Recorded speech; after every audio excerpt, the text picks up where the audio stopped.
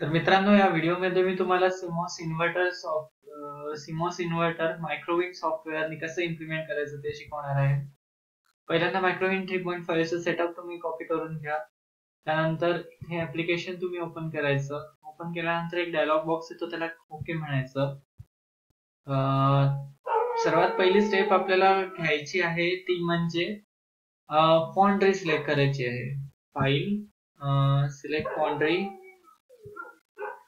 CMOS 018 rule, या rule नुसार आपण आपले सर्किट डिझाईन करणार आहोत नेहमी करता पुढे येणारे सर्व सर्किट.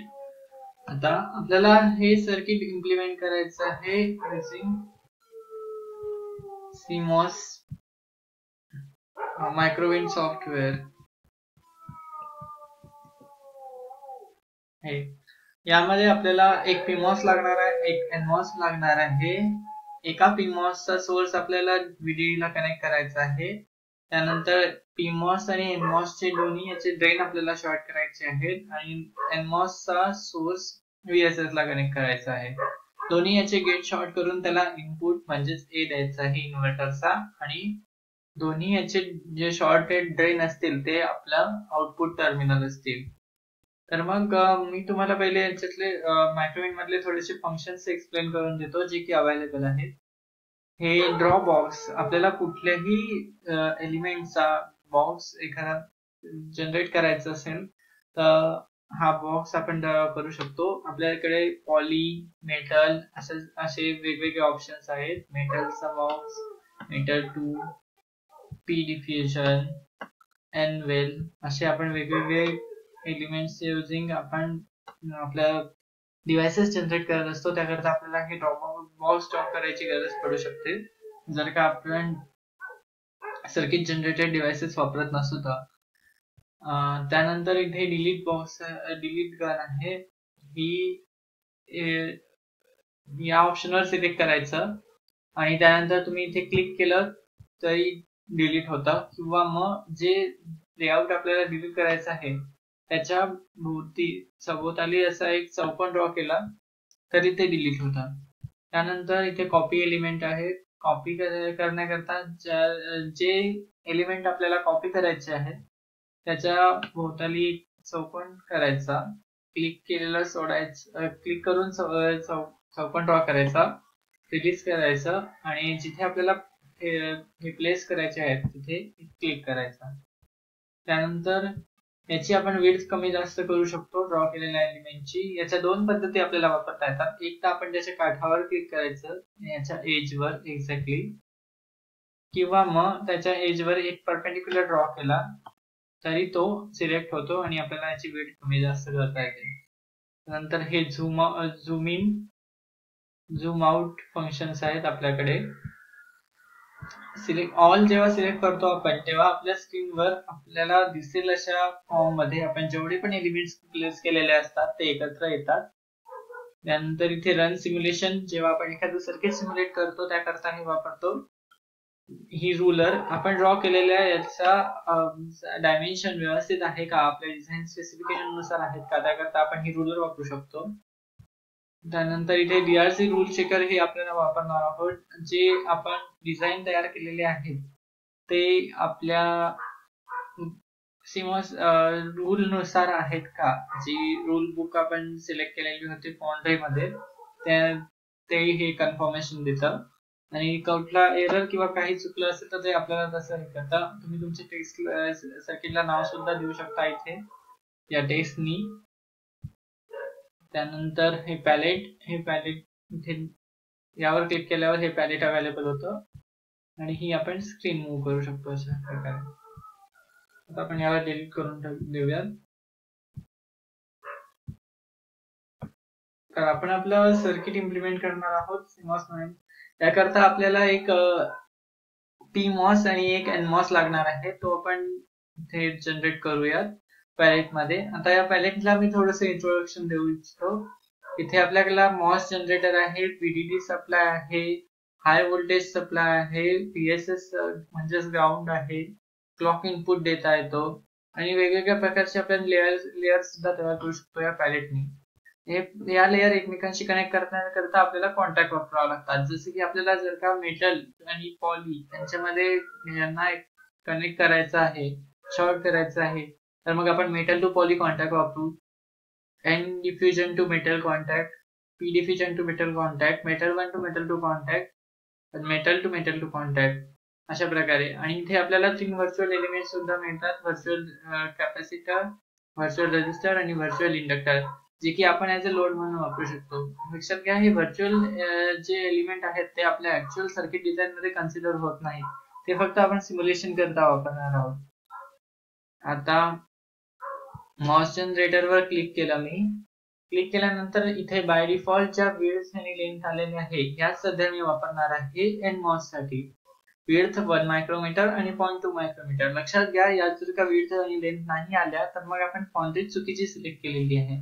आणि फाउंड्री कन्फर्मेशन साठी आपल्याला इथे या कोपऱ्यामध्ये 1 lambda is equal to 0.1 micrometre असं जर काय येत असेल, किंवा 5 lambda is equal to 0.5 micrometre, किंवा 10 lambda is equal to 1 micrometre, तर मग आपण फाउंड्री व्यवस्थित सिलेक्ट केलेली आहे. अन्यथा आपण फाउंड्री सिलेक्ट केलेली नाहीये आणि त्यामुळे सुद्धा आपलं माल फंक्शनिंग होऊ शकतं सर्किटचं.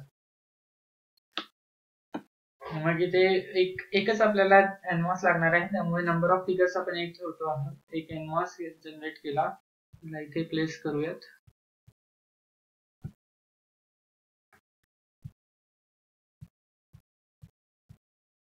आता एक पीमॉस जनरेट करून घेऊयात. पीमॉस ची विड्थ आपण इथे चेंज करणार आहोत. आपण त्याला 3.2 मायक्रोमीटर वापरणार आहोत. Generate device.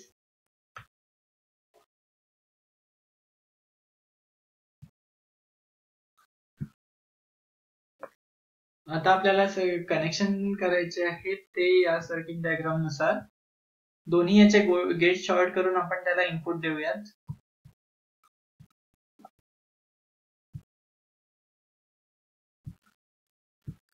हे गेट शॉर्ट केले मी. अशा प्रकारे सुद्धा गेट शॉर्ट करू शकतो, किंवा मग मी एक इथून पॉलिसिलिकॉनची लेअर घेऊन त्याला एक्सटेंड करू शकतो.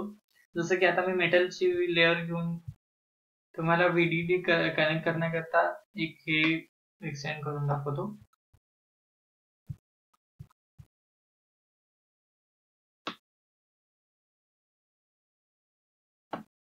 आता लक्षात घ्या, आपण हे जे एनमॉस आणि बीमॉस जनरेट केलेले आहेत याचा आपण ही बाजू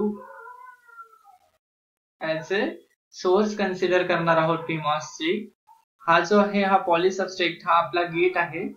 हा पीमॉस चा ड्रेन, हा एनमॉस चा ड्रेन, हा एनमॉस चा पॉली सबस्ट्रेट म्हणजेच गेट, आणि हा एनमॉस चा सोर्स. आता आपल्याला पीमॉस च्या सोर्सला व्हीडीडी ला कनेक्ट करायचं आहे, एनमॉस च्या सोर्सला बीएसएस ला कनेक्ट करायचं आहे. इथे व्हीडीडी देऊन देऊया. बीएसएस, पीमॉस चा आणि एनमॉस चा दोन्ही याचे ड्रेन आपल्याला जॉईन करायचे आहे. त्याकरता मी याला मेटलनी एक्सटेंड करून घेतो, जो मेटल 1 नी, किंवा मग मी अशा प्रकारे याची एज एक्सटेंड करून सुद्धा याला कनेक्ट करू शकतो. आता आपलं सर्किट तयार झालेलं आहे. आता आपल्याला फक्त इनपुट आउटपुट देण्याची गरज आहे. परत एकदा आपण सर्किट बघून घेऊयात. हे 2 ड्रेन आपण शॉर्ट केलेले आहे, सोर्स कनेक्ट केलेला आहे, पीमॉस आणि एनमॉस चे दोन्ही इनपुट आणि आउटपुट आता आपण द्यायचे बाकी आहे. इनपुट देण्याकरता आपण क्लॉक वापरणार आहोत, क्लॉक सोर्स. तो गेटला मी कनेक्ट करतो आणि इथे याला इनपुट असे नाव देतो.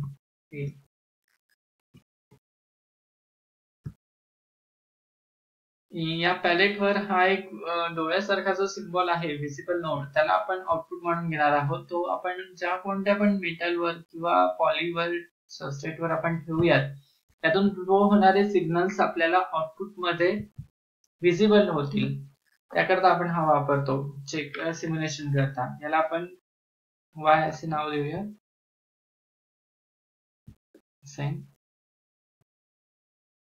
आता आपण जे सर्किट तयार केलेलं आहे ते आपल्या रूल नुसार येतं का हे आपण डीआरसी वर चेक करू शकतो. डीआरसी इथे आपल्याला त्यांनी एक नोट दिलेली आहे, congratulations, no design rule error. म्हणून याचा अर्थ असा की आपलं हे व्यवस्थित आहे. आपल्याला एन वेल जी आहे पी डिफ्युजनच्या सराउंडिंगला, त्याला आपल्याला व्हीडीडी कनेक्ट करावा लागतो.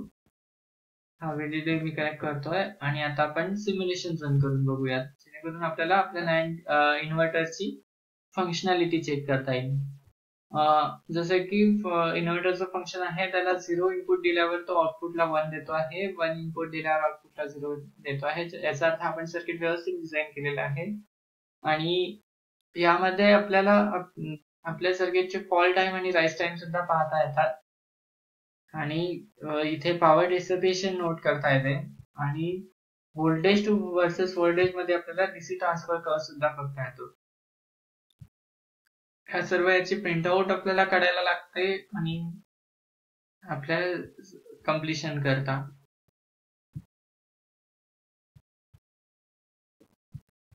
आता आपण इथे एकही लोड कनेक्ट केलेला नव्हता, रेझिस्टिव्ह, कॅपॅसिटिव्ह किंवा इंडक्टिव्ह. आता आपल्याला एक कॅपॅसिटिव्ह लोड कनेक्ट करून आपण याचा आउटपुट चेक करूया काय फरक पडतो. त्याकरता मी याला एक्सटेंड करून घेतलं. इथे ऍड अ व्हर्च्युअल कॅपॅसिटर म्हणून ऑप्शन आहे, जसं की मी आधीच सांगितलं होतं. तर हे आपण वापरणार आहोत. इथे कनेक्ट करूयात ऍड व्हर्च्युअल कॅपॅसिटर. त्याची व्हॅल्यू सिलेक्ट करूयात. ओके, 0.1 पिकोफॅरेडचा कॅपॅसिटर कनेक्ट केलेला आहे. परत एकदा रन सिम्युलेशन. त्यामुळे आपल्याला काय फरक पडतात वेव्हफॉर्म वर हे चेक करूयात. रन सिम्युलेशन केल्यावर आपण इथे वेव्हफॉर्म रिसेट पण करू शकतो, जेणेकरून इनिशियल आपल्याला वेव्हफॉर्म बघता येईल. जसं की आपण बघू शकतो, फॉल टाइम आणि राईज टाइम मध्ये वाढ झालेली आहे कॅपॅसिटर कनेक्ट केल्यानंतर. पॉवर डिसिपेशन एक वाढलेलं आहे आणि व्होल्टेज वर्सेस व्होल्टेज कर्व म्हणजे डीसी ट्रान्सफर कर्व मध्ये आपला काहीच फरक आलेला नाहीये. इथे आपण एक्स एक्सिस वर इनपुट घेतलेला आहे, वाय एक्सिस वर आउटपुट घेतलेला आहे DC transfer curve find out करताना. अशा प्रकारे आपलं सीमॉस इन्व्हर्टर इम्प्लिमेंट करून झालेला आहे.